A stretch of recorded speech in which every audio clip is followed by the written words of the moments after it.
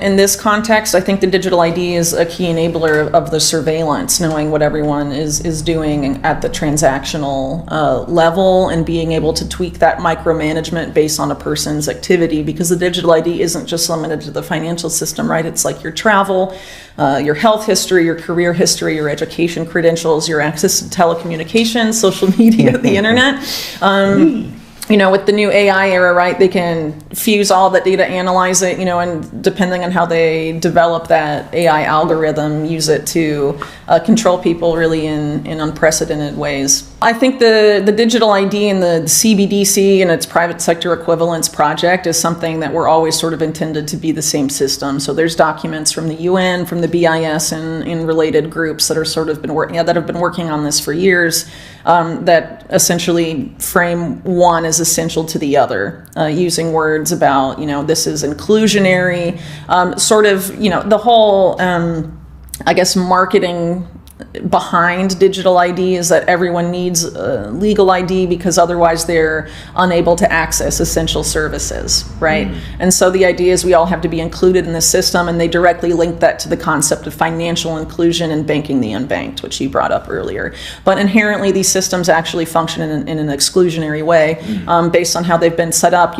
They have essentially said that this will be the only way to prove you have legal identity, and so if you don't participate in that system, as far as the state or the private sector is concerned, you don't exist.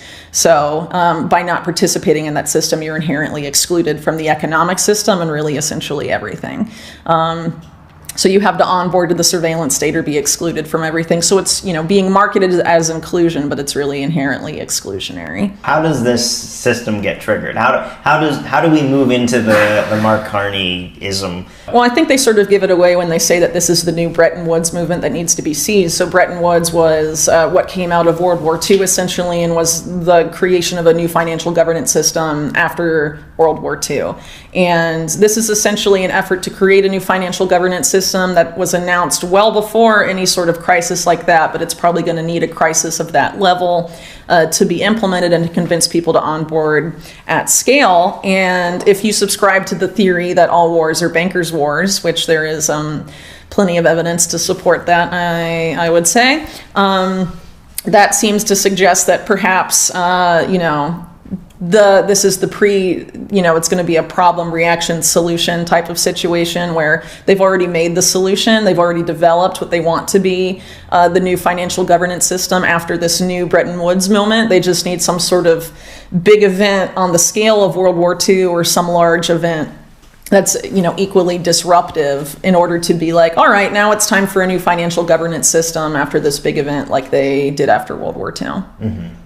Yeah, and I think the thing that's so interesting about this debt bubble exploding is that when you know that the debt bubble is going to explode and you want to explode it into the new system, the way that you sort of trigger that into the system that you want to get the masses to go with you is you actually want to have the most debt obligations on the record, on the board, so that when the system pops, they'll all pop. When the debt bubble pops, every debt bubble will pop. It will be everything all at once. It won't just be like, oh, Japan's fine, the US is it won't work like that. Everything will pop at once.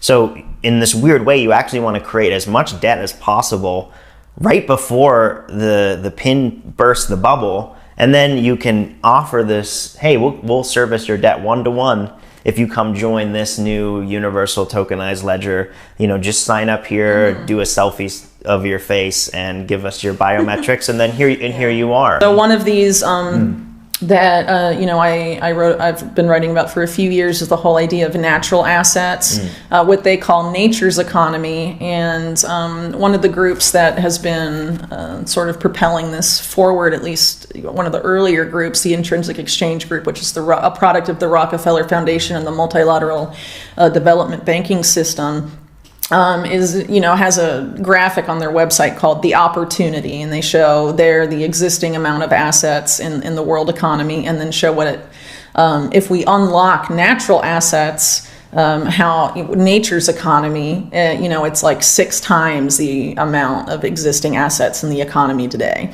And so as an asset manager, BlackRock being able to unlock and take control of as many natural assets as possible that aren't currently part of the financial system is obviously a way for them to perpetuate what they do and deepen and expand their control over not just people in the existing financial system, but really over the natural world as well, and essentially turn everything alive into a tradable Wall Street financial product.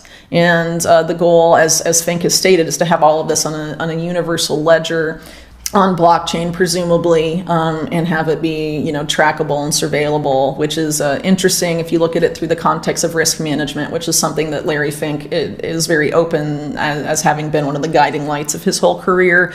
And so by having it all surveillable and automated in a sense, he's able to have his risk management AI thing, Aladdin, sort of exercise control over it in unprecedented ways, I think, for their benefit. And then, of course, a lot of what's happening now as we're moving into this new financial governance system is the push to change all of the infrastructure towards this, quote unquote, green a green model, I guess, or decarbonization, right? Which is, of course, interface with the global carbon market, but not necessarily so, like it doesn't have to be. But the push is obviously to create a bunch of new infrastructure all over the world, and BlackRock is positioning themselves to be one of the key players in that space. They acquired, I think they're called GIP, one of the biggest infrastructure, developers in the world. And I think one of their top guys at Davos just a few months ago was talking about how they're betting really big on infrastructure going forward, and it's going to be one of the biggest investment opportunities of the next several decades, actually.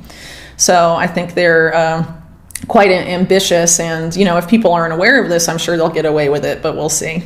One of the things too about the natural asset thing, at least as far as the natural asset corporation model is concerned, is that you literally just go into a forest or you go to a river or lake and you identify the natural asset, and then at no cost to you, just after identifying it, you issue shares in the natural asset, a lake, a forest, whatever, and then you sell those shares to sovereign wealth funds, asset managers, whatever, and then you have an IPO and generate all this money. I mean, it's literally just pointing out something outside and being like, this is mine, I'm going to fractionalize it and sell it to people, and you're producing money in like, out of thin air, right, essentially. Yeah. And you're able to do that. I mean, the natural world is vast and huge, and they're doing this, they're financializing it all as framing it as the only way to save the planet. Right. But really it's the only way for them to save their insane debt racket.